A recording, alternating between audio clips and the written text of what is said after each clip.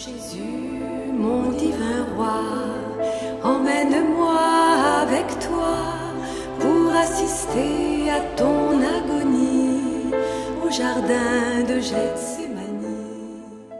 Les 24 heures de la Passion de notre Seigneur Jésus-Christ. 5e heure, de 21 h à 22 h. Première heure de l'agonie dans le jardin. Mon Jésus, c'est attiré par ton amour que je viens te tenir compagnie dans le jardin.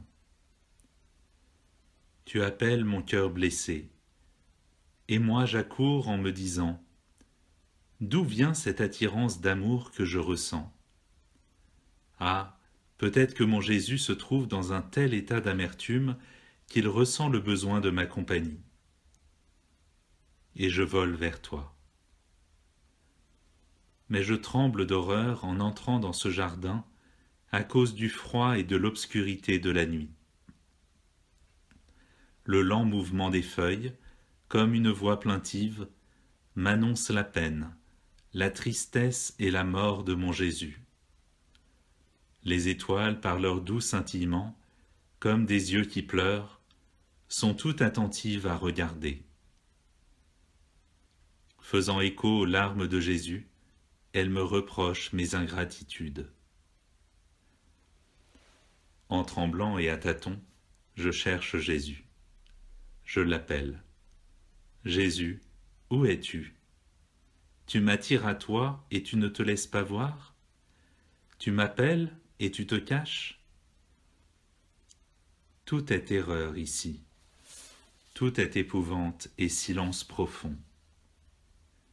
Je tends l'oreille et j'entends un souffle pénible. C'est Jésus. Je viens de le trouver.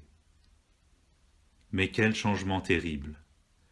Ce n'est plus le doux Jésus de la scène eucharistique, dont la figure resplendissait d'une beauté ravissante, mais un Jésus triste, d'une tristesse si mortelle qu'elle le défigure. Il agonise. Et moi je me sens troublé en pensant que peut-être je n'entendrai plus sa voix. J'embrasse ses pieds, puis je me fais plus hardi. Je m'approche de ses bras. Je mets ma main sur son front pour le soutenir, et à voix basse, je lui dis « Jésus, Jésus !» Et lui, interpellé par ma voix, me regarde et me dit « Âme, tu es ici? Ah, je t'attendais. Car la tristesse qui m'opprime le plus, c'est l'abandon total par tous.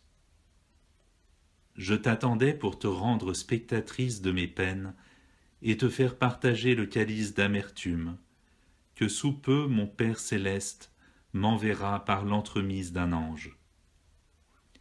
Nous le boirons ensemble. Ce ne sera pas un calice de réconfort, mais d'intense amertume. Je ressens le besoin que quelque âme aimante en boive au moins quelques gouttes.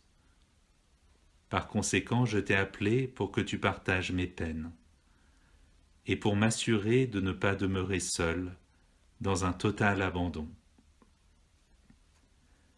Ah oui, ô mon Jésus angoissé, nous boirons ensemble le calice de tes peines, et je ne te quitterai pas. Rassuré par moi, Jésus entre dans une agonie mortelle et souffre des peines intenses, jamais vues auparavant. Ô mon Jésus, mon amour, dis-moi pourquoi tu es si triste, si affligé, et seul dans ce jardin et en cette nuit. C'est la dernière nuit de ta vie mortelle, et peu d'heures te restent avant de commencer ta passion. Ici, j'aurais cru trouver la céleste maman, Marie-Madeleine, pleine d'amour, et les fidèles apôtres. Mais je te trouve seul, et en proie à une tristesse qui est pour toi plus qu'une mort cruelle, mais qui ne te fait pas mourir. Ô mon bien et mon tout, tu ne me réponds pas? Parle-moi.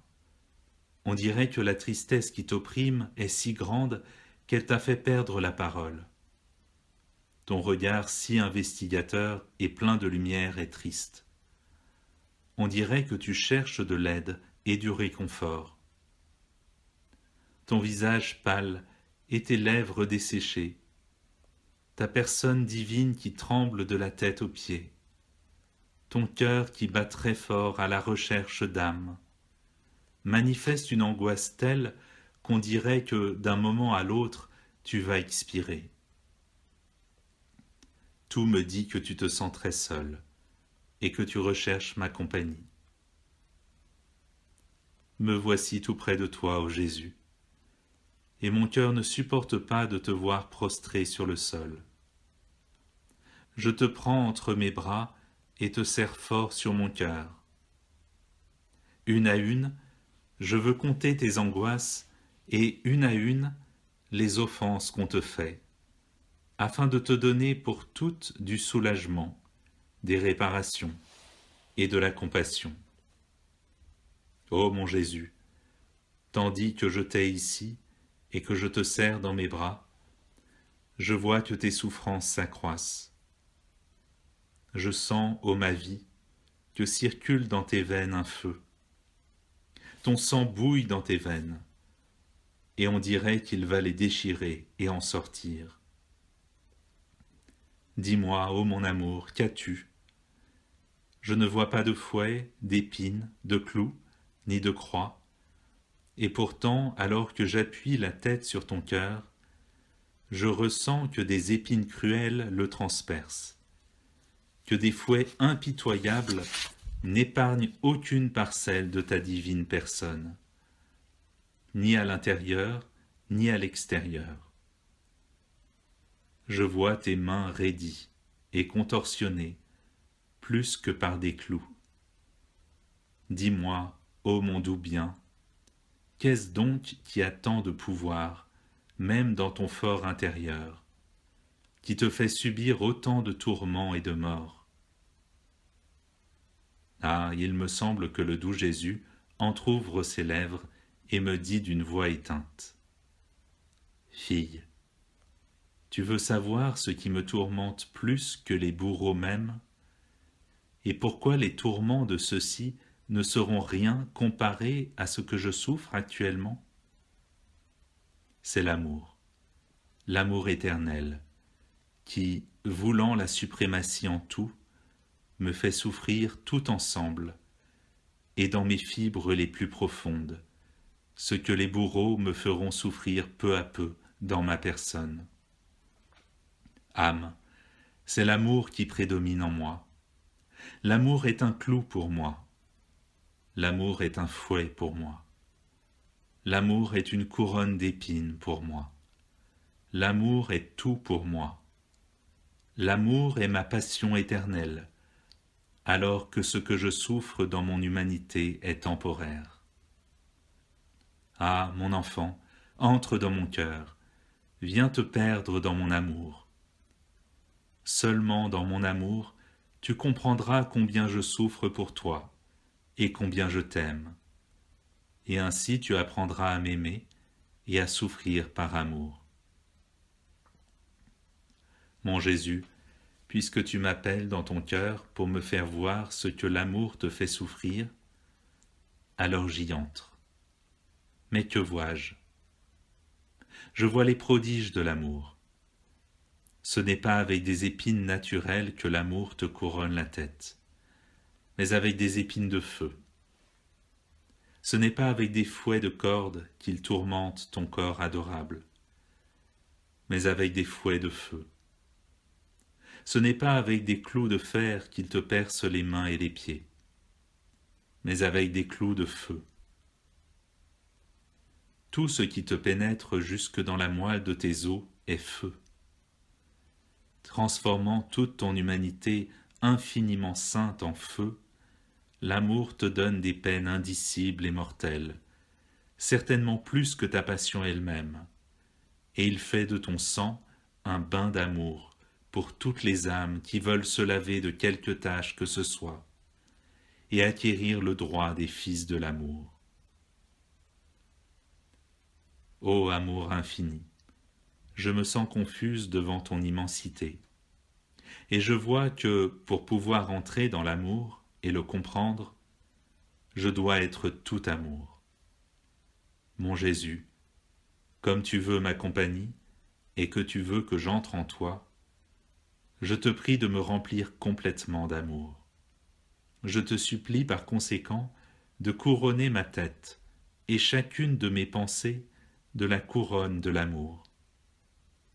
Je t'implore, ô Jésus, de me flageller avec les fouets de l'amour. Mon âme, mon corps, mes sentiments, mes désirs, mes affections, que tout soit flagellé et scellé par l'amour. Fais en sorte, ô amour infini, que tout en moi ne vive que par l'amour. Ô Jésus, centre de tout amour, je te supplie de me clouer les mains et les pieds avec les clous de l'amour, afin que je devienne amour, que je comprenne l'amour, que je sois vêtu par l'amour, nourri par l'amour, que l'amour me tienne toute clouée à toi, et que rien, tant à l'intérieur qu'à l'extérieur de moi, ne me détache de l'amour. Réflexion et pratique. Abandonné par son Père, Jésus souffrit durant cette heure un incendie d'amour, tel qu'il eut le pouvoir de détruire tous les péchés imaginables et possibles, d'enflammer de son amour toutes les créatures, même de millions et de millions de mondes, tous les réprouvés de l'enfer, si seulement ils n'étaient pas éternellement obstinés dans leur iniquité. Entrons en Jésus, pénétrons dans ses fibres les plus profondes, dans ses pulsations enflammées, dans son intelligence embrasée, et emparons-nous de tout cet amour qui l'incendie. Puis, nous plongeant dans sa volonté, nous y trouverons toutes les créatures, touchant le cœur et l'intelligence de chacune avec l'amour de Jésus, avec ses désirs, ses battements de cœur et ses pensées.